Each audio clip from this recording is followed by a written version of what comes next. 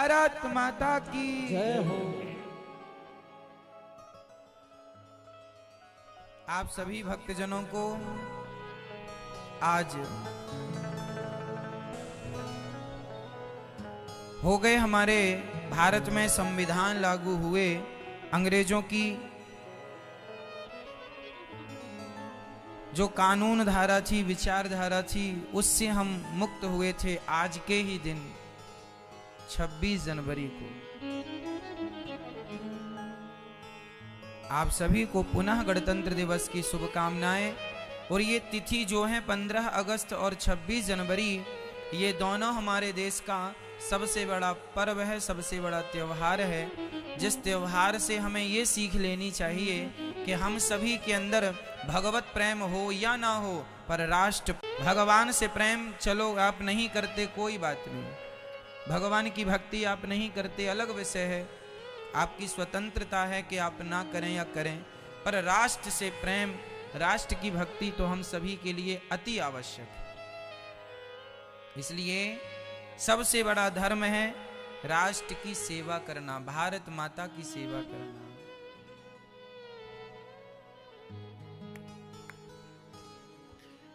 स्वागत है आप सभी भक्तजनों का आज की पावन कथा में। जुड़ने वाले सभी भक्त, सभी माताओं को, भक्तजनों को जय श्रीमन नारायण, जय श्री कृष्णा, जय श्री राधे। आप सभी पर भगवान की कृपा बनी रहे और आप यूं ही भागवत सुन के अपने जीवन को भगवान से जोड़कर कृतार्थ करते रहें। यह भागवत जी की पावन कथा हम लोग जो सुन रहे हैं, इस कथा में अभी पोथी पाठ चल रहे हैं, जिसमें 370 के लगभग पोथी बैठी हैं यहाँ पर, और लोग अपनी अपनी मंगल कामनाओं के लिए भागवत जी का अनुष्ठान कराते हैं। जो जिस कामना से कराता है, भागवत जी निश्चित उस व्यक्ति की वह कामना पूरी करती हैं। अभी 8 फरवरी से फिर भागवत जी की पोथी बैठेंगी। आप भी अपने कल्याणार्थ पूर्वजों के निमित्त यह पोथी पाठ करा सकते हैं। प्रिय भक्तों, स्वागत है आप सभी भक्तजनों का। सबको जय श्रीमन नारायण, जय श्री कृष्णा, जय श्री राधे। आप सभी का मंगल हो इन्हीं शुभकामनाओं से। आइए प्रारंभ करते हैं आज की पावन कथा को। ध्रुव जी महाराज बहुत छोटे से थे, उनके पिता ने उनकी माँ ने अपमान कर दिया और ध्रुव जी रोते हुए अपनी माँ की गोद में चले गए। सौतेली माँ ने कह दिया, तपसाराध्य पुरुषम तस्यैवानुग्रहेण में गर्भे त्वं साधयात्मानम यदि इच्छसि नृपासनम। सुखदेव भगवान राजा परीक्षित से कह रहे हैं कि एक नन्हे से बच्चे का एक माँ ने, सौतेली माँ ने अपमान कर दिया। क्यों? क्योंकि वो अपने पिता की गोद में बैठना चाहता था। ये कथा आज के ढंग से यदि हम समझें तो हम ये कह सकते हैं कि हमें ये कथा इस तरफ इशारा कर रही है कि कभी अपने पिता की गोद में ना बैठना। गोद में ना बैठने का अर्थ ये नहीं है कि पिता से प्यार ना करना ना। इसका अर्थ ये है कि जीवन में अपनी गद्दी, अपनी राजगद्दी, अपनी बिजनेस की गद्दी, अपनी गद्दी स्वयं अपनी मेहनत से बनाना, पिता की गद्दी पर नहीं। ठीक है, आपकी अपनी पहचान हो, पिता से आपकी पहचान ना हो, बल्कि आपसे आपके पिता की पहचान हो। यहां पर इस पूरी कथा का ये सार है कि हम जीवन में इतनी मेहनत करें। ध्रुव जी अपने पिता की गद्दी में, गोदी में जाकर बैठने लगे तो माँ ने नीचे गिरा दिया। रोते रोते अपनी माँ के पास गए तो माँ ने कहा, क्या हुआ? बोले, मुझे माँ ने कह दिया कि तू अभागिन का बेटा है, इस गद्दी में तू बैठने के लायक नहीं है। तब माँ ने कितना बढ़िया पॉजिटिव उपदेश दिया, बेटा सच कहा है तेरी माँ ने, सत्यम सुरुच्या विहितम भवान में यद दुर्भगाया उदरे गृहीता। तू मेरे गर्भ से जो जन्म लिया है ना, सच्ची मैं अभागिन हूं बेटा। यदि भाग्यवान होती तो तुझे तेरे पिता की गोद में ना बैठा देती। एक काम कर, जा तू तपस्या कर, तप कर और अपनी गद्दी खुद तैयार कर। यदि तुझे गद्दी में बैठने का मन है तो वो अपनी गद्दी हो, अपनी मेहनत की हो। इसलिए हम आपसे कहते हैं कि यदि आप अपने पिता के नाम से जाने और पहचाने जाते हैं तो यह जीवन में आपकी उपलब्धि नहीं है।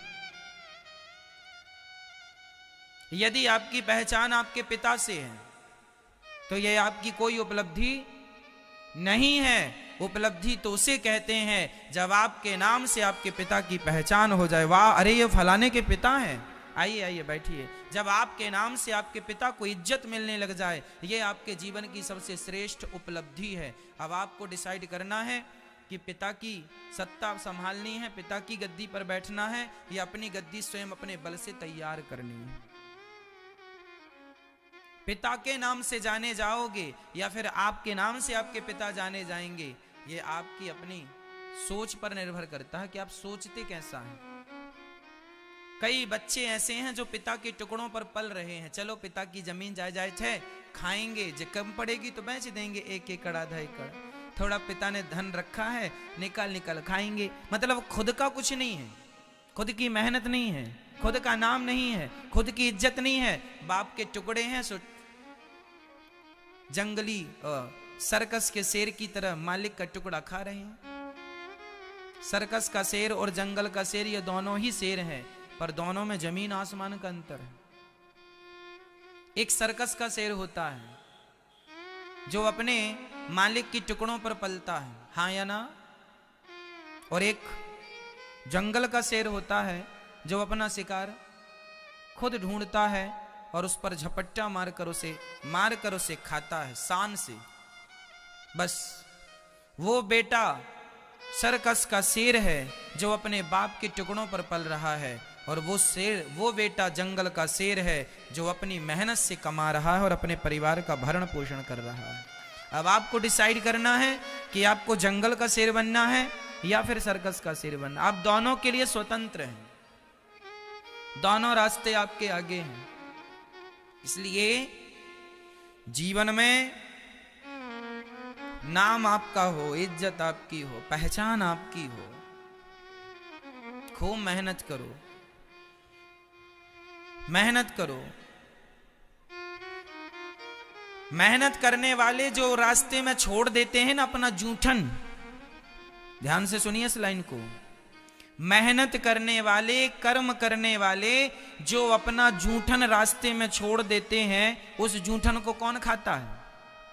वो लोग जो भाग्य के भरोसे बैठे हैं, भाग्य में होगा तो मिलेगा मिलेगा। फिर उन्हें उन लोगों का जूठन मिलता है जो कर्म करते हुए आगे बढ़ रहे थे, उनका जूठन वो खाते हैं जो भाग्य के भरोसे बैठे हैं। इसलिए भाग्य के भरोसे नहीं, कर्मठ बनो। क्या बनो? कर्मठ, कर्मशील। इस संसार में ऐसा कोई काम नहीं है जो आप लोग नहीं कर सकते। है कोई काम ऐसा? आज 26 जनवरी है, हमारे देश के उन महान लोगों को याद करने का दिन है, हमारे देश की उपलब्धियां गिनवाने का और गिनने का दिन है। मैं देश की उपलब्धि गिना सकता हूं, देश के अमर शहीदों की उपलब्धियां गिना सकता हूं। एक बार आप अपनी उपलब्धि गिना दीजिए कि इन 73 सालों में आपने अपने आप को क्या बनाया, क्या पाया, आपकी उपलब्धि क्या है, क्या किया आपने देश के लिए? बताइए, आपका देश के लिए क्या योगदान है? क्या दिया आपने देश को? बताइए। आजकल तो ऐसे लोग हैं जो टैक्स देने से भी बचते हैं। इसलिए मैं कहता हूं, खूब पैसा कमाया करो, खूब पैसा कमाया करो और खूब टैक्स दिया करो सरकार को। इसी से सरकार का खजाना भरेगा और इसी से विकास होगा। कुछ ना कर सको तो टैक्स दो सरकार को मन लगाकर, यही आपका योगदान है देश के प्रति। कमाओ, अपना परिवार पालो, अपने आप को नाम इज्जत दो और सेवा करो और टैक्स भी दो सरकार को।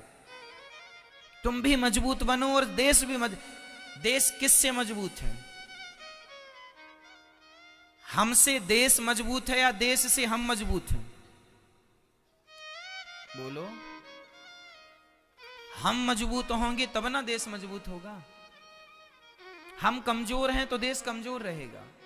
हम गरीब हैं तो देश गरीब रहेगा, और हम अमीर हो गए तो हमारा देश अमीरों में चला जाएगा। ये मेरा देश अमीर देश है।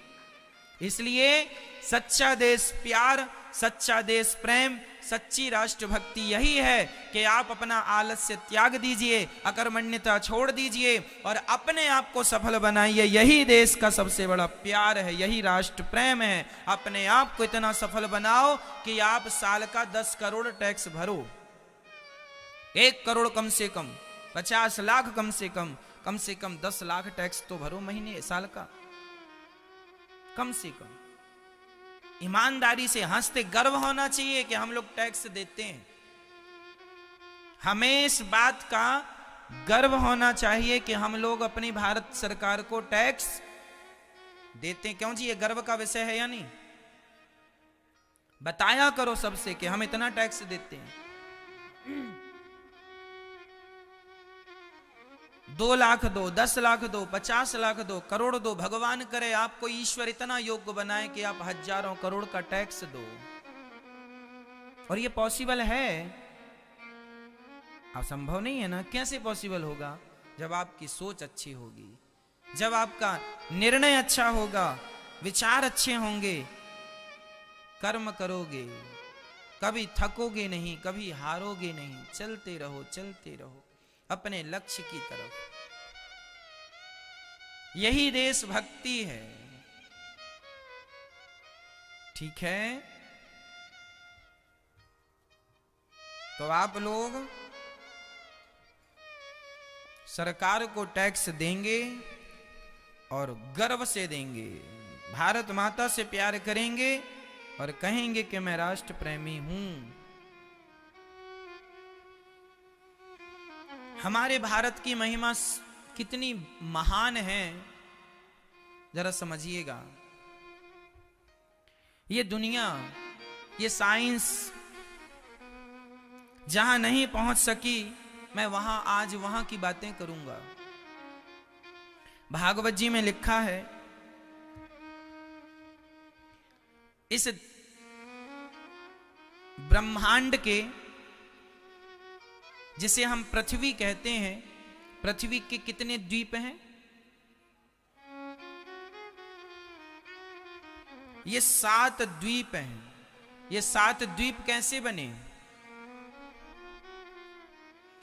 एक राजा हुए हैं हमारे देश में, प्रियव्रत, मनु जी के पुत्र हैं। ये भागवत जी का विषय है जो मैं आपको कह रहा हूं। श्री मनु जी के पुत्र प्रियव्रत जी ने देखा कि एक तरफ दिन है और एक तरफ रात है। जैसे कि आज अभी देखो यहां पर दिन है, अमेरिका में अभी रात होगी, है ना? तो प्रियव्रत ने सोचा कि ये तो बड़ा गड़बड़ है, कहीं दिन है कहीं रात है। तो उन्होंने एक इतना दिव्य अपना रथ तैयार किया, सूर्य की तरह प्रकाश देने वाला वह रथ उस जगह पर ले जाके बिठा देते, वो जहां पर रात्रि, वहां रात होती नहीं, उस प्रकाश से प्रकाशित रहता। उस आधार पर साइंस काम कर रही है कि सूर्य के प्रकाश को लेकर, जिसे सौर पैनल इत्यादि कहते हैं, सूर्य की शक्ति को, है ना, रात्रि वो बिजली के तौर पर प्रकट हो जाती है। वही टेक्नोलॉजी है जो जिसका प्रयोग यहां हो चुका है इस धरती में हमारे भागवत जी के अनुसार। तो उन्होंने ये तैयारी की। फिर उन्होंने कितना विशाल रथ बनाया और उस रथ से चले तो उनके पृथ्वी की उन्होंने 7 प्रदक्षिणा लगाई। तो 7 प्रदक्षिणा लगाने से उनके रथ के पहिए धंसते गए। वही रथ चलता है तो कच्ची मिट्टी में निशानी बन जाता। तो वो जो रथ धंसते गए, उसी से 7 समुद्र तैयार हो गए। और जो ऊंची ऊंची जगह बची वो 7 द्वीप हो गए। उसी द्वीप में एक द्वीप का नाम है जम्बू द्वीप, जिस पर हम लोग रहते हैं। ठीक है, जम्बू द्वीप। दूसरे द्वीप का नाम है प्लक्ष द्वीप। तीसरे द्वीप का नाम है शालमली द्वीप, फिर कुश द्वीप, क्रौंच द्वीप, शाक द्वीप और पुष्कर द्वीप, ये टोटल 7 द्वीप, ये 7 द्वीप हैं जिसमें अभी पूरी दुनिया ने केवल जम्बू द्वीप की खोज की है। अभी क्रौंच द्वीप का तो पता ही नहीं कहां है। अभी तो प्लक्ष और शालमली और कुश और क्रौंच और शाक और पुष्कर द्वीप का तो पता ही नहीं कि वो कहां है। अभी सिर्फ हम लोग किस द्वीप को जानते हैं? जम्बू द्वीप। जम्बू द्वीप बहुत बड़ा था, तब उसके 9 खंड किए। जम्बू द्वीप के कितने खंड किए? 9 खंड किए। जिस खंड में हम लोग रहते हैं उसे अजनाभ खंड कहते हैं। हम लोग जम्बू द्वीप के किस खंड में रहते हैं? ये अमेरिका, लंदन, जापान, पेरिस, जमाना, जितना भी तुम जानते हो, इस धरती पर 206 देश पाए गए हैं। मैं जीके पढ़ता था तब 206 पढ़ाया गया, अब कुछ कम ज्यादा हो सकते हैं, है ना? इसलिए उस गणना में कुछ कम ज्यादा की गुंजाइश है, क्योंकि हमने जब पढ़ा था तब लगभग 15 से 20 साल पहले इस सब्जेक्ट को पढ़ा था।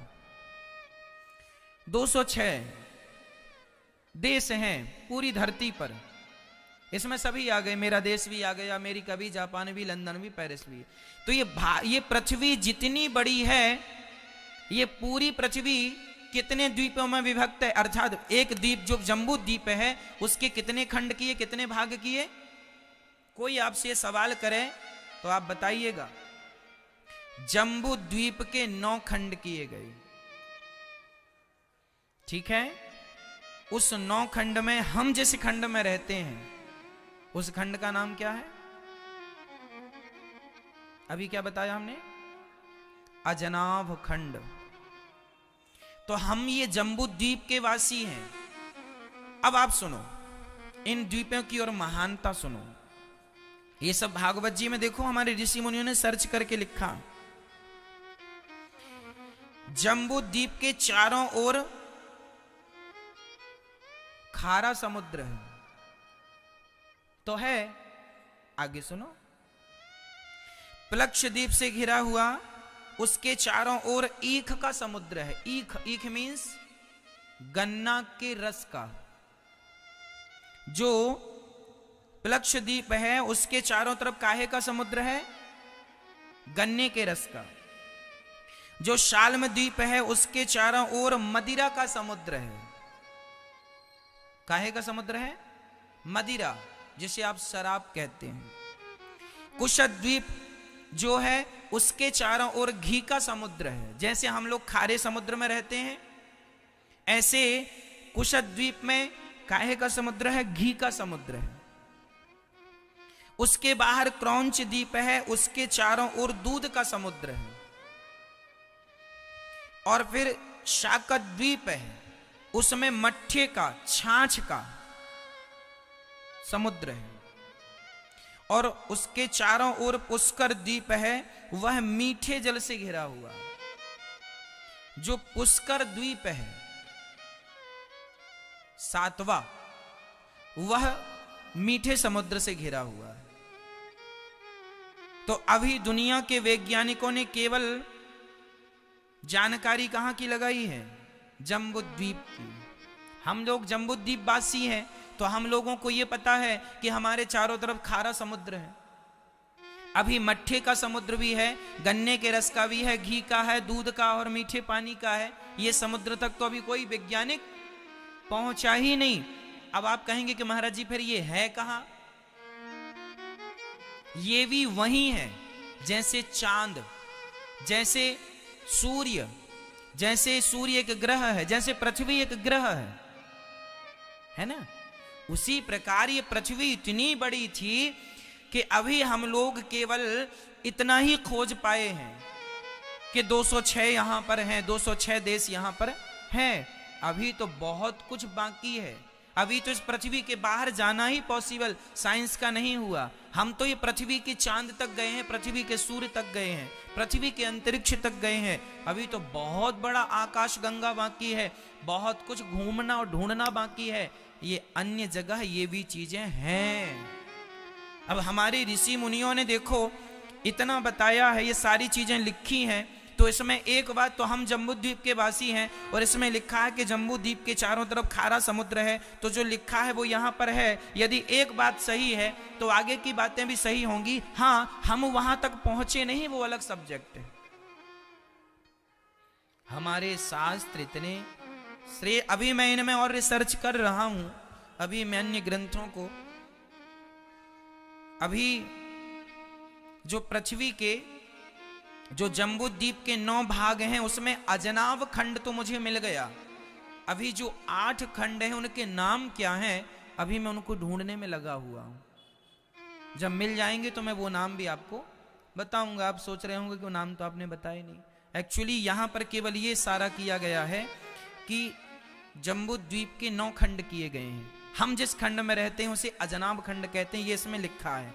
अब बाकी के जो 8 खंड बचे हैं उनके नाम के लिए हमें अन्य ग्रंथों को, महाभारत इत्यादि को भी पढ़ना पड़ेगा। बहुत सारा पढ़ना पड़ता है, 2-2 घंटे 3-3 घंटे पढ़ना पड़ता है, तब जरा सी चीज समझ में आती है। शास्त्र इतने कठिन है और इतना डीपली में सब चीजें पाई जाती हैं, पूरा साइंस भरा हुआ है ना। तो साइंस अभी तक वहां पहुंचा नहीं जहां हम बात कर रहे हैं, ये भी रिसर्च का विषय है।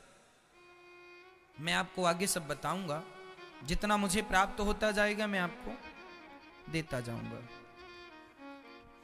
ये सतयुग की घटना है, ये जब सृष्टि क्रम शुरू हुआ था, जब पृथ्वी बन रही थी, ये तब की घटना है, तब की घटना। कोई पूछे कि समुद्र कैसे बना, तो मनु जी के पुत्र उत्तानपाद जी के रथ के पहिए से बना। 7 परिक्रमाएं की तो 7 समुद्र हो गए। ठीक है, इन समुद्रों का जब मंथन हुआ था हमारे यहां, तो समुद्र मंथन से लक्ष्मी जी प्रकट हुई थी। यहां से ही ऐरावत नाम का हाथी, उच्चैश्रवा नाम का घोड़ा निकला था। मतलब समुद्र के अंदर आज भी अनमोल चीजें विद्यमान हैं। साइंस को बहुत, आज आप देखते नहीं है पेट्रोल डीजल कहां से निकलता है, समुद्र से निकलता है। बेशकीमती चीजें अधिकाधिक समुद्र से निकलती हैं, सोना चांदी भी समुद्र से निकलता है। तो ये सारी चीजें हम लोगों जो कहते हैं ना कि समुद्र मंथन हुआ था और उससे निकला था, तो आज भी तो लोग निकाल रहे हैं। आजकल मशीन से मंथन हो रहा है, बड़ी बड़ी मशीनें जा रही हैं हजारों फीट नीचे और वहां से डीजल पेट्रोल निकल रहा है। उस जमाने में मंदराचल पर्वत को ला करके उसकी रस्सी बना करके पाशुकी नांग की और खींच खींच के समुद्र मंथन किया था, वो अलग विधि थी, ये अलग विधि है, पर मैच कर रही है ना साइंस से। तो जो आज आप कर रहे हैं वो ऑलरेडी हमारे यहाँ अवेलेबल है, उपस्थित है। इसलिए अपने शास्त्रों के प्रति श्रद्धा, मैं ये सारी चीजें आपके लिए केवल इसलिए लाता हूं ढूंढ ढूंढ करके, शास्त्रों को गहराई से पढ़ पढ़ करके, ताकि आपके बच्चों की रुचि शास्त्रों के प्रति जागे। जो आप इग्नोर करते हैं ना शास्त्रों को, अरे क्या है, तो सब बकवास है, ये तो पंडितों ने लिख दिया ना जी, बड़ा साइंटिफिक है, पंडितों ने नहीं लिख दिया शास्त्रों को। ये शास्त्र भगवान की बताइए वेद कहां से प्रकट हुआ, बताइए हमारे वेद कितने हैं, कौन कौन बताएगा कितने वेद हैं? गलत जानकारी है आपको, 4 वेद नहीं है, हमारे 5 वेद हैं। आज आपको जानकारी दे दूं, हमारे वेद कितने हैं? 5। कौन कौन से? सामवेद, ऋग्वेद, यजुर्वेद, अथर्ववेद, ये 4 वेद, और जो हमारे 18 पुराण हैं वह पंचम वेद हैं। जो हमारे 18 पुराण हैं, जिसे भागवत महापुराण कहते हैं, जिसे विष्णु पुराण कहते हैं, जिसे गरुण पुराण कहते हैं, जिसे ब्रह्म वैवर्त पुराण कहते हैं, जिसे मत्स्य पुराण कहते हैं, ये टोटल 18 पुराण जो हैं वो 5वें वेद हैं। आरती में हम लोग गाते हैं ना, पंचम वेद निराला, यह शांति गीत पावन पुनीत, है ना, तो ये 5वां वेद है। तो हमारे जो 18 पुराण हैं वो कौन से वेद हैं? बोलो मेरी मां, 5वें वेद हैं। तो पुराणों की रचना क्यों की गई? क्योंकि वेद इतने कठिन हैं समझ में नहीं आता। शास्त्र, अब देखो मैं वेद का वचन बोलता हूं, फिर मैं उसे रामचरितमानस से आपको समझाऊंगा, आपको तुरंत समझ में आएगा। चलो समझो, अपनी बुद्धि लगाओ, मैं मंत्र बोल रहा हूं, ये वेद का मंत्र सुनो, समझो। सहस्त्र शीर्षा पुरुषः सहस्त्राक्षः सहस्त्रपात सभूमिग्वं। ये वेद वचन है, बताओ क्या समझ में आया? नहीं। अब इसी की व्याख्या गोस्वामी जी ने कर दी, लिख दिया, उन्होंने लिख दिया कि ब्रह्मांड निकाया निर्मित माया राम राम प्रतिवेद कहे। कितना सरल, बिनु पग चलहि सुनहि बिनु काना, कर बिनु कर्म करहि विधि नाना। तो वेद इतने कठिन हैं, तब उनको सरल बनाने के लिए पुराणों की रचना की गई वेद व्यास जी के द्वारा। 4 वेदों को समझाने के लिए क्या बनाए गए? पुराण बनाए गए। तो आप वेद ना पढ़ पाए, ना समझ पाए, ना सुन पाए, ना अर्थ कर पाए तो कोई बात नहीं, सर्व वेदेतिहासानां सारम सारम समुद्रतम। 18 पुराण बनाए, पहले 17 पुराण बनाए व्यास जी ने, 4 वेद और 17 पुराण बनाए। ध्यान से सुनना, कितने वेद? 4 वेद और 17 पुराण बनाए। पर व्यास जी उदास थे, शांति नहीं थी, समझ में नहीं आ रहा शांति कैसे मिले। तब आखिरी में उन्होंने, व्यास जी महाराज ने अंत में श्रीमद् भागवत महापुराण बनाया कि आप कुछ ना पढ़ पाओ, कुछ ना सुन पाओ, 17 पुराण ना सुन पाओ, 4 वेद ना सुन पाओ, ना समझ पाओ, तो केवल श्रीमद् भागवत सुन लेना, आपको सभी वेदों को सुनने का पुण्य और फल प्राप्त हो जाएगा। इस धरती में ऐसा कोई सा ज्ञान नहीं है जो ज्ञान श्रीमद् भागवत में ना हो। इस धरती का सबसे साइंटिफिक शास्त्र हमारे श्रीमद् भागवत महापुराण। जो 17 पुराण होते हैं, उन पुराणों में चाहे वो विष्णु पुराण हो, चाहे वो शिव पुराण हो, चाहे वो देवी भागवत हो, कोई भी ये जो पुराण हैं, इन सभी पुराणों के बाद अंत में व्यास जी ने श्रीमद् भागवत महापुराण लिखा। और भागवत को महापुराण क्यों कहते हैं? अब तो हर पुराण में लोग महापुराण जोड़ने लगे, पर भागवत को ही महापुराण कहा गया है। क्यों कहा गया? क्योंकि भागवत जी में 10 लक्षण हैं। पुराणों के भी लक्षण होते हैं, किसी पुराण में 6 लक्षण हैं, किसी में 7 हैं, किसी में 4 हैं, किसी में 5 हैं। 17 पुराणों में से किसी में 7 लक्षण हैं, किसी में 5, किसी में 4। केवल भागवत महापुराण एक ऐसा महापुराण है जिसमें भगवान व्यास जी ने 10 लक्षणों का वर्णन किया। 10 लक्षण कौन कौन से? अत्र सर्गो विसर्गश्च स्थानम पोषण मूतया मनवंतरेशानुकथा निरोधो मुक्तिराश्रया। ये 10 लक्षणों का वर्णन जिसमें भली भांति हो, वह श्रीमद् भागवत महापुराण। इसलिए सबको पुराण कहा जा सकता है, पर महापुराण नहीं कहा जा सकता। अब कोई अपने मन से कह दे, ठीक है, आप कह रहे हैं अलग विषय, इसलिए भागवत को ही महापुराण कहा गया। इसलिए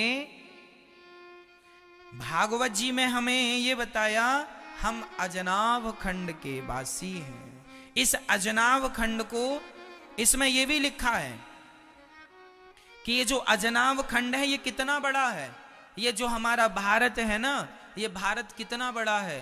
ये भारत इतना सा नहीं है जितना आज प्रेजेंट में है। ये पूरा चाइना, पूरा तिब्बत बस नहीं, केवल तिब्बत बस नहीं, पूरा चाइना, ईरान, इराक, ये सब भारत है।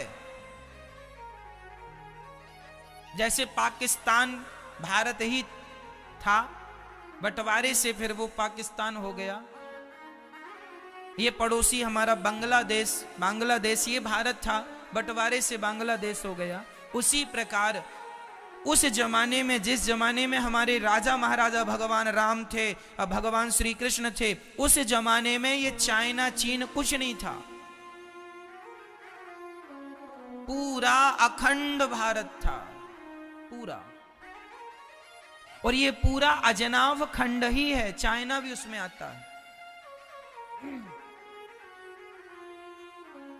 इतना बड़ा। तो प्रिय भक्तों, ये भागवत जी की परम जो जानकारी लोगों को नहीं थी वो हमने आपको दी। आगे हम आपको और बताते चलेंगे, आप सुनते और समझते चलिएगा। इन्हीं ऋषभ देव जी के वंश में आगे चल करके इन्हीं प्रिय व्रत जी के वंश में आगे चल करके श्री ऋषभ देव जी का जन्म हुआ। और ऋषभ देव जी ने अपने 100 बच्चे थे, उनके सभी 100 बच्चों को, इस अजनाभ खंड को ही भारतवर्ष कहने लगे, क्योंकि हमारे देश में 3 भरत हुए हैं। ऋषभ देव जी के सबसे बड़े पुत्र का नाम भरत हुआ है, उनके नाम से इस देश का नाम भारत पड़ा। हमारे देश को पहले क्या नाम से पुकारते थे? अजनाभ खंड ही कहते थे पहले। इसके बाद आर्यवर्त कहते थे, ठीक है, आर्यवर्त। आर्यवर्त के बाद इसे कहा गया भारतवर्ष, भारत। कब से भारत नाम पड़ा हमारे देश का? भरत के नाम से। ये जड़ भरत की कथा मैं आपको सुनाऊंगा अभी। 3 भरत हुए हैं, शकुंतला नंदन भरत, राम जी के भैया भरत, और ये 3 भरत, ये तीसरे जड़ भरत। इन तीनों के नाम से मेरे देश का नाम पड़ा भारत। तो ये भारत नाम पड़ा। इसके बाद हमें हिंदुस्तान नाम से पुकारा गया। फिर इस देश का नाम क्या पड़ा? जब हमारे देश से चाइना अलग हो गया, ईरान इराक अलग हो गया, अफगानिस्तान अलग हो गया, तो जो अफगानिस्तान इत्यादि के जो लोग थे ना उस तरफ, वो लोग कहते थे हम लोगों को ये सिंधु सिंधु। तो वहां ना सा को हा बोलते हैं, शुद्ध नहीं बोल पाते ना सा को हा। कई लोग ना जैसे नारायण ण, कई लोग ण को ना बोलते हैं, उच्चारण नहीं निकलता। जैसे पंजाब के लोग शिष्य को सिख कहते हैं। गुरु नानक देव जी, गुरु नानक देव जी के सभी शिष्य थे, तो शिष्य को क्या बोलते हैं वहां? सिख। जैसे आज हम लोग सिख धर्म कह रहे हैं, एक्चुअली ये सभी सिख भाई हमारे गुरु नानक देव जी के शिष्य हैं। शिष्य शिष्य से सिख सिख हो गए, शिष्य से सिख सिख सिख, शिष्य से सिख। क्यों? क्योंकि वहां पर जो पंजाब में ना आज भी जैसे क्षत्रिय है, तो वहां पंजाब में क्षत्रिय को छा नहीं बोलते, छा, क्योंकि वो उच्चारण नहीं निकलता, तो खा बोलते हैं, छा को खा बोलते हैं। तो क्षत्रिय का खत्री हो गया। क्षत्रिय का क्या हो गया? खत्री हो गया। क्यों? क्योंकि वो छा नहीं बोल पाए। छा, छा बोलिए आप, छा छा। कई लोग नहीं बोल पाते छा छा, तो वो खा, छा को खा बोलते हैं, खा। उसी प्रकार खा तो सिख सिख सिख, शिष्य से शिष्य, शिष्य शिष्य शिष्य बोलना थोड़ा टफ है, थोड़ा कठिन है, थोड़ा टेढ़ा है। शिष्य से फिर उन्होंने सरल क्या कर लिया? सिख सिख सिख। गुरु नानक देव जी के सभी शिष्यों को ही सिख कहा जाता है, ठीक है। वहां क्षत्रियों को खत्री कहा जाता है। उसी प्रकार हम सिंधु नदी के किनारे रहने वाले थे, तो अफगानिस्तान इत्यादि वहां के लोग हमें वहां पर सिंधु ना कह सके, तो वो लोग हमें हिंदू हिंदू के नाम से पुकारने लगे। हिंदू हिंदू हिंदू, कि ये सिंधु नदी के तट पर रहने वाले लोगों को हिंदू। तो हिंदुस्तान नाम पड़ गया हिंदुस्तान। जबकि हमारे धर्म का नाम शास्त्रों में क्या पाया जाता है? हमारे धर्म का नाम शास्त्रों में सनातन धर्म पाया हम सनातनी हैं। हम क्या हैं? सनातनी हैं। सिंधु नदी के किनारे रहने वाले, सिंधु नदी जानते हो, आधी पाकिस्तान में आधी हिंदुस्तान में, समझते हैं ना? सिंधु नदी बहुत बड़ी नदी है। तो सिंधु भारत की उस तरफ से आने के लिए पहली नदी है सिंधु नदी, समझ रहे हैं? मुगल जो आते थे सिंधु नदी को पार करके आते थे, उनको पहली नदी कौन सी पड़ी? सिंधु। तो वो सा को हा बोलते हैं, तो हिंदू, उनने ये हिंदुस्तान हो गया, तो नाम देश का पड़ गया हिंदुस्तान। फिर हमारे देश में आए अंग्रेज, तो उन्होंने हमारे देश को एक नाम दिया इंडिया। उन्होंने देश का नाम क्या रखा? इंडिया। जबकि हमारे देश का नाम इंडिया नहीं, हमारे देश का नाम जो हमारे गीता में, हमारे शास्त्रों में हजारों जगह मिल जाएगा, वो नाम केवल भारतवर्ष है। भारत माता की शुद्ध नाम हमारे देश का केवल भारत है। आर्यवर्त, अजनाव खंड, जम्बूद्वीप, ये इसके बाद जो नाम पड़ा, जो भागवत जी में लिखा है, उसे भारतवर्ष कहते हैं। देखो ये लिखा है, आसी देनेदम वर्षम भारत मिति। भारत शब्द गीता में भी कई जगह पाया गया है, भागवत में भी कई जगह पाया गया है, पर इनके बाद इंडिया तो अभी का नाम है अंग्रेजों का, इसलिए ग्रंथों में यह नाम नहीं मिलता, इंडिया इत्यादि। ठीक है, पहचान है सब प्रकार से, पर मेरा देश सबसे श्रेष्ठ है और इसका साइंस सबसे श्रेष्ठ है। मैं आपको बताऊंगा कि पृथ्वी का विस्तार कितना है, कहां से कहां तक पृथ्वी है, कितना व्यास है पृथ्वी का, सब कुछ लिखा है भागवत जी में, कितनी बड़ी पृथ्वी है। श्री भरत जी महाराज को उनके पिताजी समझा रहे हैं, नायम देहो देह भाजाम नृलोके कष्टान कामान नरहते बिडभुजाम ये तपो दिव्यम पुत्र का येन सत्वम शुद्ध्यस्मात् ब्रह्म सौख्यम त्वनंतम। नायम देहो देह भाजाम नृलोके, ये हमारा शरीर हमें क्यों मिला है? हमें केवल भगवान का चिंतन करने के लिए मिला है। ध्रुव जी महाराज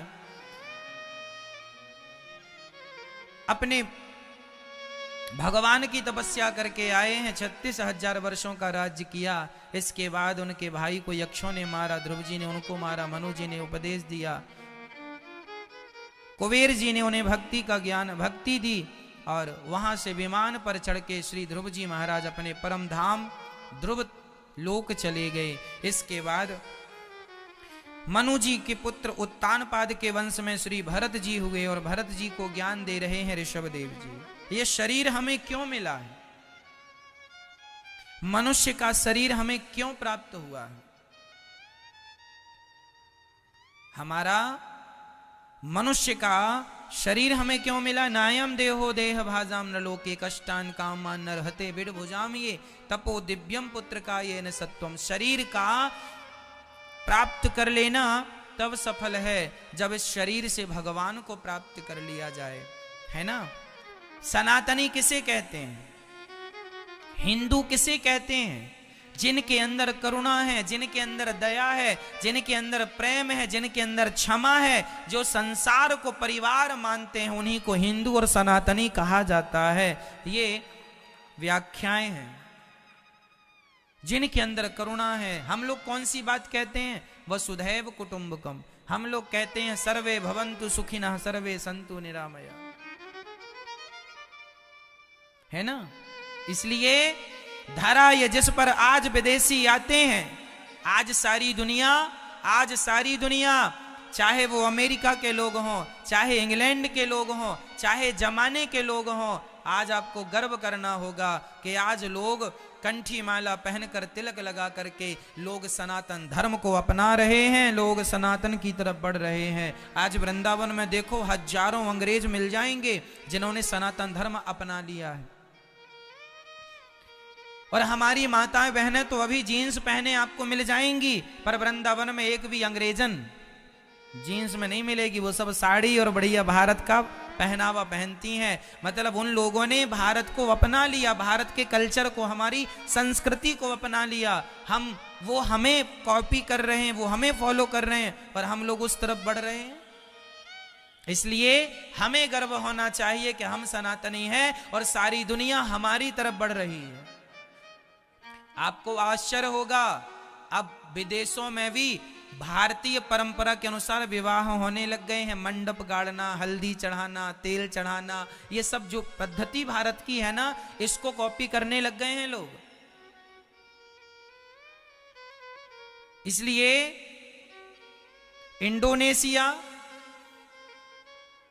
इंडोनेशिया में तो रामायण पढ़ते हैं वहां के लोग, जबकि मुस्लिम आबादी का देश है वो।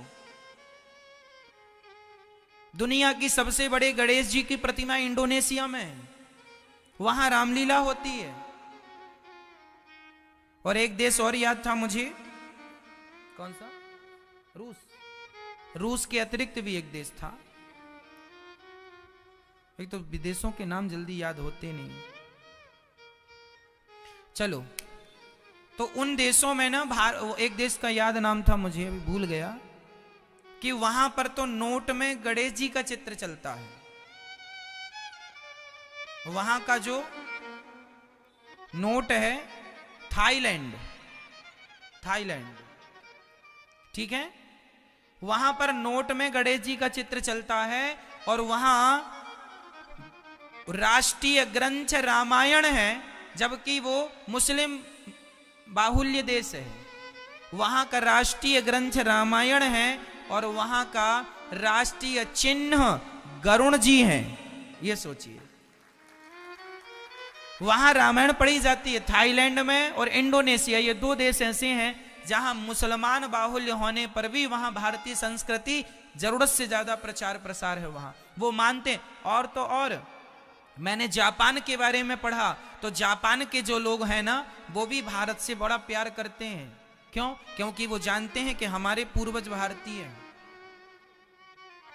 और आपको आश्चर्य होगा कि जापान के लोग जब नई दुल्हन आती है ना, तो हमारे यहाँ जब नई दुल्हन आती है तो हमारे यहाँ वो घर में पूजा होती है ना, दोनों हाथ से दीवार में उसके पंजे लिए जाते हैं, फिंगरप्रिंट्स लिए जाते हैं ना, कि पूरा ऐसा होता ना हमारे यहाँ शादी विवाह में दुल्हन के। ये पूरी परंपरा जापान में है। तो जापान में भी सनातन का प्रचार है। अभी थोड़ा दिन और रुक जाओ, ध्यान से सुनते रहना। एक दिन वो आएगा कि पूरब से पश्चिम और उत्तर से दक्षिण तक केवल सनातन ही रहेगा, केवल सनातन धर्म रहेगा। और जब सारे लोग सनातनी हो जाएंगे, वहीं से सतयुग स्टार्ट हो जाएगा। सबकी विचारधारा शुद्ध हो गई, खान पान शुद्ध हो गया। आज अमेरिका में जो लोग सुअर खाते हैं ना, अब लगभग वो लोग मांसाहार छोड़ के शाकाहार हो रहे हैं। आपको पता है, अमेरिका में बहुत लोग मांसाहार छोड़कर शुद्ध शाकाहारी बन रहे हैं। अमेरिका में तो बड़े बड़े मंदिर हैं भगवान श्री कृष्ण के, और वहां पे लोग ना प्रभात फेरी निकालते हैं सवेरे सवेरे, हरे कृष्णा कृष्णा कृष्णा हरे हरे, हरे राम राम राम हरे हरे। प्रभात फेरियां निकालते हैं विदेशों में। और ये भारत के लोग अभी अपने धर्म का मजाक उड़ाते हैं, अपनी संस्कृति का मजाक उड़ाते हैं। यहां तो अंग्रेजन लोग देखो ना, अंग्रेज लोग तिलक लगाते हैं लंबा लंबा, और बड़ी बड़ी कंठी माला पहनते हैं।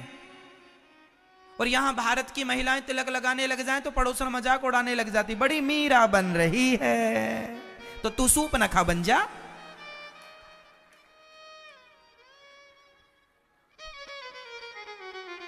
क्यों? अब बताइए, हमारे अपने देश में इतने मूर्ख लोग भी पाए जाते हैं जो अपने सनातन संस्कृति को ना जानकर बल्कि उसका और मजाक उड़ाते हैं। अमेरिका, जापान, इंग्लैंड से यहाँ लोग रहते हैं। वृंदावन में आप आना, आप लोगों ने कितनों ने यहाँ अंग्रेजों को देखा है भजन कीर्तन करते हुए? रोज यहाँ पर परिक्रमा लगाते हैं अंग्रेज लोग, और बड़ा बड़ा तिलक लगाते हैं और कंठी माला पहनते हैं, और तुमसे ज्यादा भजन करते हैं वो। तो वो लोग हिंदू धर्म अपना रहे हैं, वो सनातन की तरफ बढ़ रहे हैं, और तुम सनातनी होके सनातनियों का मजाक उड़ाते हो, तिलक लगाने वालों का, माला पहनने वालों का। इसलिए अपने संस्कृति का, अपने राष्ट्र का, अपने सनातन का सम्मान हम ही नहीं करेंगे, कौन करेगा? पड़ोसी आएंगे, अमेरिका पाकिस्तान से लोग आएंगे सम्मान करने? अरे तिलक हम लोग नहीं लगाएंगे तो कौन लगाएगा? पाकिस्तानी लोग आके यहां लगाएंगे, हमें बताएंगे। इसलिए तिलक लगाया करो, सिखा रखा करो। सिखा मीन्स चोटी, बच्चों की चोटी मतलब एंटीना, वहीं से नेटवर्क मिलते हैं, सिग्नल सब अपलोड होता जाएगा, अपडेट होता जाएगा। अब है ही नहीं एंटीना तो क्या करोगे? सब बच्चे शराबी हो रहे हैं, गंजेड़ी हो रहे हैं, नालायक बन रहे हैं, क्योंकि एंटीना है ही नहीं। एंटीना होता तो पॉजिटिव चीजें कैप्चर होती हैं, अब है ही नहीं एंटीना, तो हैंग हो रहे हैं, उल्टी सीधी अब चीजें अपलोड हो रही हैं। क्यों? इसलिए जो हमारी संस्कृति है पूरी साइंटिफिक है। साइंस को समझो, साइंस को जानो, सारा साइंस यहीं भरा पड़ा है। हमारे सनातन धर्म में जो भी होता है सबका एक साइंटिफिक कारण है। तिलक क्यों लगाते हैं इसका भी साइंटिफिक रीजन है। साइंस इस बात को मानता है कि हमारा शरीर दो भागों में डिवाइड है, इसलिए लकवा जब आता है ना, पैरालिसिस, तो एक अंग को मारता है, हाँ या ना? मतलब हमारा शरीर दो भागों में डिवाइड है। जब भी लकवा आता है तो एक तरफ का अंग काम करना बंद कर देता है, मतलब हमारा शरीर दो भागों में डिवाइड है ना। साइंस मानता है, मेडिकल साइंस मानता है, और लकवा तो सब प्रत्यक्ष दिखा रहा है कि एक तरफ। इसका मतलब है हमारा शरीर, हमारे नाक के ये दो छेद है ना, ये बीच से एक भाग इस तरफ, एक भाग इस तरफ, ये दो भाग बटे हुए हैं। ये मस्तक जो है हमारा दो भागों को ऐसे बांटता है। लेकिन जब माथे पर हम तिलक लगाते हैं, चंदन लगाते हैं, जो हम लकड़ी का चंदन घिसते हैं, या फिर जो भी कुमकुम इत्यादि लगाते हैं, ये तिलक जो लगाते हैं ये दोनों को मिलाकर एक करने वाला है। आपको पता है जिनके माथे पर तिलक होता है उनका मन उन लोगों से ज्यादा शांत होता है जो कभी तिलक नहीं लगाते। आप कभी तिलक नहीं लगाते तो आपका मन ज्यादा अशांत होगा। मैं तिलक लगाता हूं तो आपकी अपेक्षा मेरा मन 10 गुना शांत है। आपकी अपेक्षा मेरा मन शांत, क्योंकि मैं तिलक लगाता हूं, और जो लगाते हैं उनका शांत है।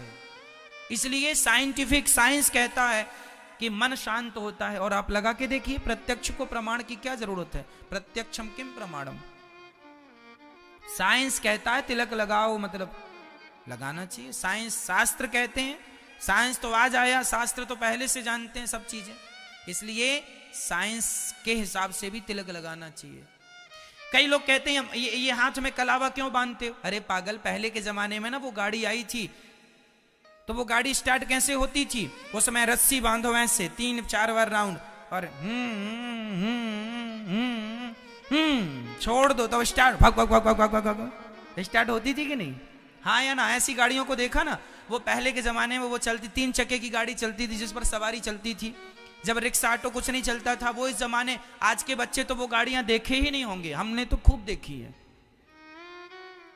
आपके शहरों में चलती थी ना वो 3 चक्के वाली गाड़ी वो पीछे 2 चक्के, एक आगे, और ऐसा उसका डिजाइन था ऐसे, क्या बोलते इसको, टेम्पू, उस जमाने की थी।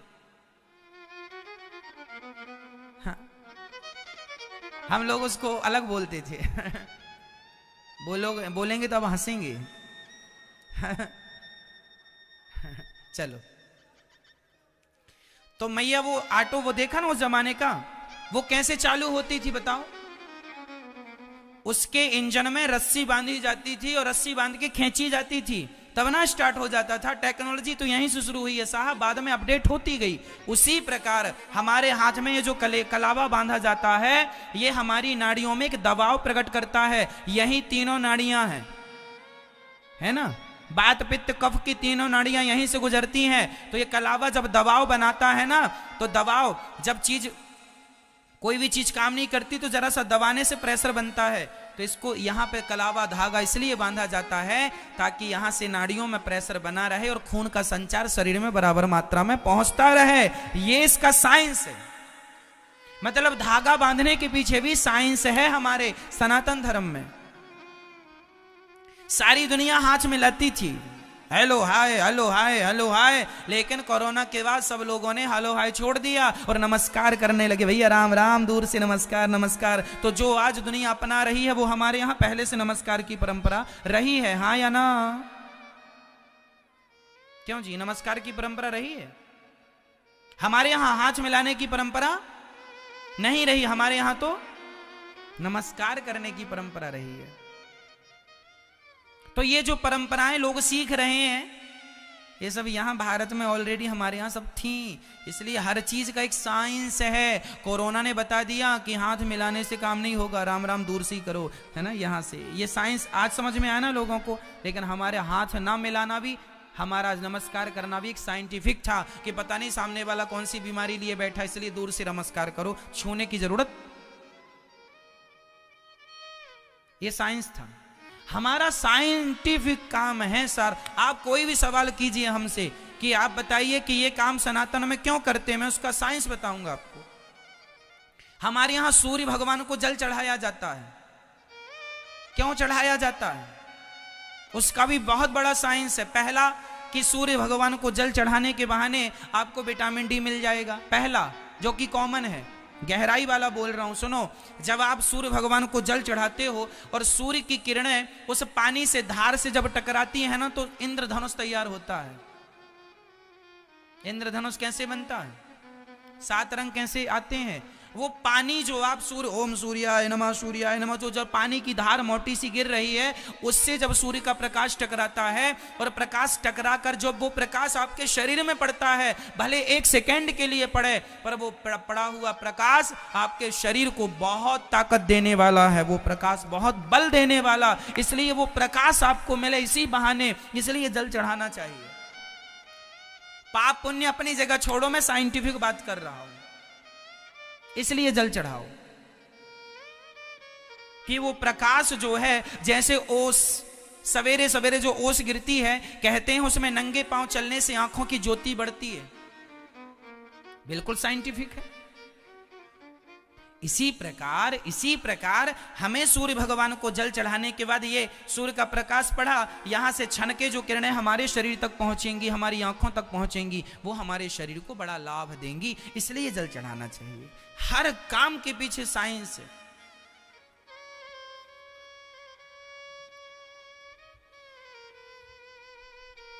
सब चीज बिल्कुल परफेक्ट है। कोई माने, अब देखो जिसे नहीं मानना तो फिर तो बेटा अपने बाप को भी नहीं मान रहा है।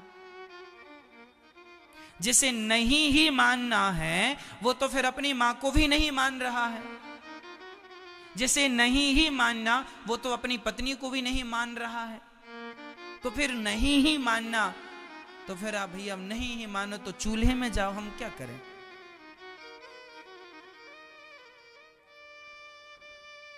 क्यों? एक सज्जन हमसे बोले, महाराज जी भगवान नहीं है।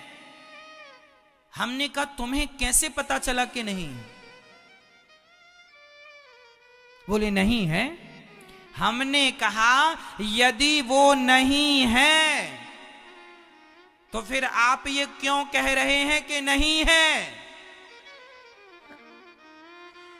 यदि भगवान नहीं है तो जो नहीं है उसे कहने की जरूरत ही क्या है? तुम कह रहे हो नहीं है, इसी से सिद्ध होता है कि ईश्वर है। यदि ईश्वर नहीं होता तो आप ये क्यों कह रहे हैं कि ईश्वर नहीं है? क्यों जी? कोई चीज है तब तो ये कही जाएगी कि ये चीज नहीं है। भाई घर में गुड़ नहीं है,